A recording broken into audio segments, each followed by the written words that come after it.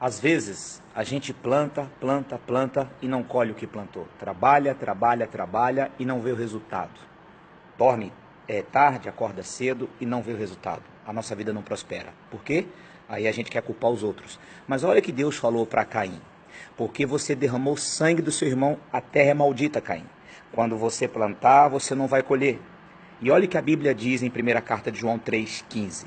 Aquele que fala mal do seu irmão é homicida e não tem nele a vida eterna, não tem nele a bênção de Deus. Sabe, muitas pessoas têm cometido esse pecado, o pecado do Lashon Hará, que nada mais significa língua maligna, língua do diabo.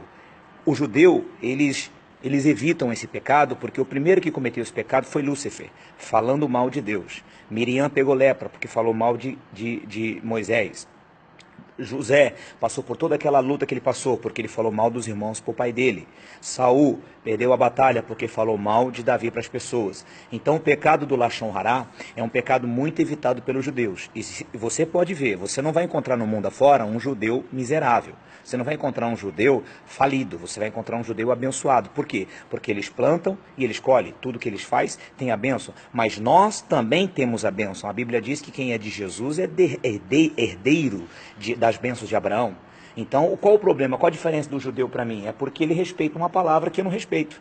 E ele colhe por respeitar, e eu não colho por respeitar. Por exemplo, um rabino que ia da igreja à casa dele, no meio do caminho tinha uma quitanda, e ele pegava com o dono da quitanda, ele combinou, vou te pagar 30 maçãs no final do mês, mas eu pego uma por dia. Quando eu vim do almoço, eu pego e vou. E tudo bem.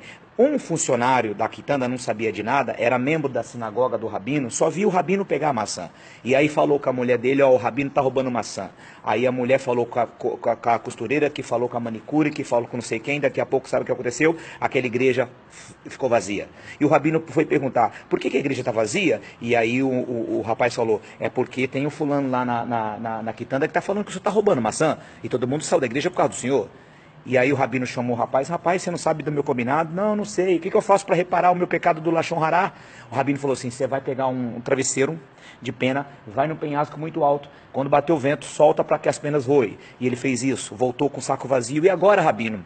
O rabino falou, agora volta e pega as penas. Ele falou, é impossível, não tem como pegar as penas. E o rabino falou para ele assim é o pecado do Lashon Hará. Ele tem perdão, mas as consequências são irreparáveis. Por isso que você vê, às vezes, uma igreja esvaziar por causa de uma pessoa que cometeu o pecado do Lashon Hará. Ou seja, uma língua maligna que falou mal de uma outra pessoa. Por isso que você vê grandes amigos se separando por causa de uma língua maligna. Por isso que você vê pessoas que tinham tudo para ser sucesso, famílias que tinham tudo para ser estruturadas e se dividir. Por quê? Porque alguém cometeu o pecado do Lashon Hará. Lashon Hará, língua maligna. E a Bíblia diz, quem quer amar a vida e ver os dias bons, refreia a língua do mal. Você quer ser abençoado por Deus? Você quer plantar? Você quer colher? Você quer que tudo que você colocar a mão, a bênção de Deus faça com que prospere? Então evite o pecado do Lashon Hará. Fuja desse pecado. Se está certo ou está errado, isso é problema dele com Deus. Você guarda a sua boca. Davi falou assim, Senhor, coloca um guarda na minha boca para eu não pecar contra ti.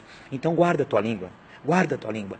Aquele que fala mal do seu irmão é homicida e não tem nele a vida eterna. Tem em você a bênção de Deus guardando a sua língua. Se você for uma pessoa inteligente, você vai guardar esse conselho no seu coração. Que Deus te abençoe. Até o próximo, em nome de Jesus.